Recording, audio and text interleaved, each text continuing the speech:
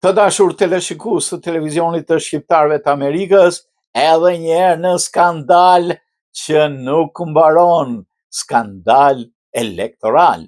Rama nuk fitoi, thjesht Berisha humbi, apo si të fitosh pa bërë gjë. Në Shqipërinë tonë ku dhe zgjedhjet janë telenovela, një më të maj solli episodin më qesharak të serialit politik, Berisha humbi, po Rama fitoi. Një fabull moderne për një popull që votoi më pak, po ncori sërish më shumë, Ramën. Po si ndodhi kjo magji? Mos ndoshta Edi Rama shkëlqeu me ndonjë ide të re për shtetin, ndoshta vendosi të hapte ndonjë muze të ri për rilindjen, asgjë nga këto. Fitoria e tij spektakolare me 83 mandate është produkti më i pastër që ka prodhuar ndonjëherë matematikisht dështimi i opozitës, e them me kisharje. Rama fitoi, po pa rritur votat. Berisha humbi, po pa lënë postin. Populli votoi më pak, po parlamenti u frysi tullumbace. Demokracia shqiptare, një spektakël kur edhe kur dhe s'ka spektator, aktorët si lëshojnë kur rolet. Ka ndodhur sërish. Edi Rama ka fituar zgjedhjet në vitin 2025 me 83 mandate, jo sepse shqiptarët u zgjuan me ndjenjën e thellë se Shqipëria po shkon drejt Finlandës, por sepse opozita vendoset të mbyllë syt, veshët dhe gojën njerëz. Ndoshta e frymzuar nga statujat budiste, apo ndonjë kurs online mbi si të dështosh, pa u lodhur. E Berisha që dikur mbante fjalime që shkundnin sheshet, tani del në balkonin e Selis dhe flet me një zë profetik për fitore morale, ndërkohë që Selia boshatiset si një stadium pas humbjes 5-0. Dhe ai pretendon se Rama nuk ka fituar, por sistemi ka humbur, e pra kur PD-ja humbet 141.000 vota dhe Rama 35.000, por del me më shumë deputet, është e qartë që dikush ka dhënë dorëheqje nga logjika. Po nuk mbaron këtu, fitoria e Ramës nuk është e Ramës, është një dhuratë nga Berisha, paketuar me letër celofani nga flamur noka, zbukuruar me fjongo blu, nga një tuft njerëzish që ende besojnë se Sali është i vetmi lider opozitar. Njësoj si disa njerëz besojnë ende tek dinozaurët, horoskopi ose që trenat do të rikthehen në Shqipëri. Tu nuk ka as rritje të PS-s, as revolucion në roz, thjesht PD-ja, si gjithmonë vendosi të zhduket gradualisht me stil pas grindjeve të mëdha. Në vend që të luftonte për vota, zgjodhi që të vetë djeg çdo mbështetje që i kishte mbetur, si një aktor që vendos të dalë nga skena duke i vënë zjarrin pas kuintave. Me 141.000 vota më pak, PD-ja tregoi se është forca e vetme politike që mund të humbas më shpejt se sa Rama mund të korruptoj një tender. Nga ana tjetër, PS-ja humbi 35.000 votues, pra një agjensi punësimi më pak, por gjithsesi doli me më shumë deputet. Si? Sepse kur tjetri bie në umner, është një hap prapa, po të kthehesh të duket si përparim. Të vetmit që nuk e kuptojnë këtë janë shokët e Berishës, që ende besojnë se Rama është një lloj mesie e manipulimit elektoral. Ai hipnotizon popullin, thonë, jo, i dashur popull. Nuk je hipnotizuar, thjesht ke mbetur pa alternativa.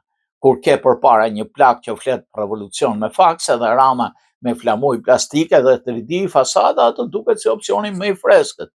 E sikur të mos mjaftonte ky absurditet, propaganda berishiste, një përzierje mes Facebook-ut, TV-s në familje dhe rrjetave të veteranëve, na shpjegon se Rama nuk është i fortë, por është kriminal, narkoman, manipulues genial.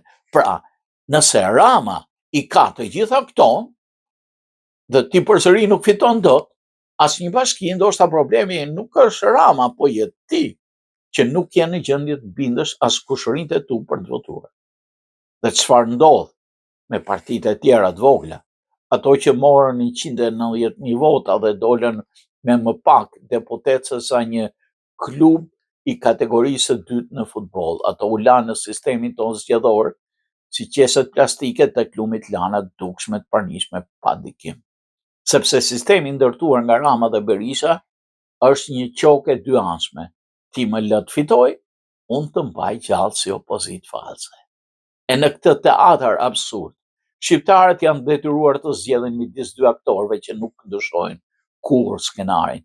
Njëri flet për rilindje, tjetri për komplot botëror ndaj pluralizmit, njëri premton të rinjve se do bëjnë Evropën këtu, tjetri u thotë se do ta shpëtojë Shqipërinë nga shqiptarët e populli rri dhe shet telenovelen nga balkoni kafja apo emigracioni.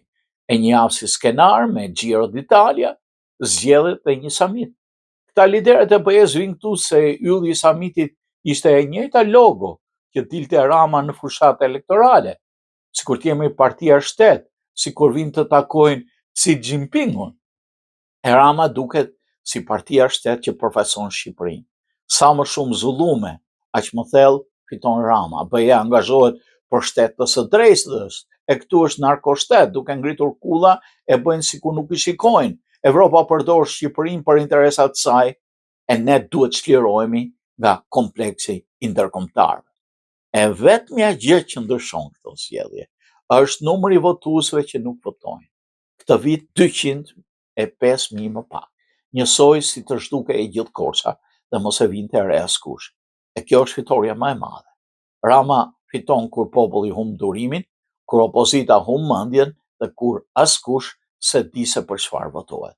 Pra e vërteta është kjo, mrekullia elektorale e Edi Ramës ka një emër thjesht, të pastër, të kalcifikuar në sistemin tonë si gur themeli, berishizmi. Sa kohë që opozita drejtohet në dikush që mban konferenca shtypi në orën 14 për t'u ankuar se po e ndjek FBI dhe pastaj fton qytetarët për protesta që zgjasin më pak se një gotë raki, Rama do t'jetë mbret i breshëm. Ta mbani me shëndet. Në fund shqiptarët u përplasën me zgjedhjen më dhimbshme, të zgjidhin midis një të kaluare që nuk ikën dhe një të tashme që nuk ndryshon, dhe zgjodhen mos zgjedhin fare. Sepse për hir të vërtetës, pjesëmarrja ra me 205.000 vet. Pra shqiptarët kanë folur qartë. Dalin e rehat, se vota nuk ndryshon asgjë. Ne votojmë vetëm për Big Brother VIP. Kjo ka rëndësi. Të tjerat s'ndryshojnë gjë. E po, nuk i thon kot. Skandal. Skandal. Miru takosh.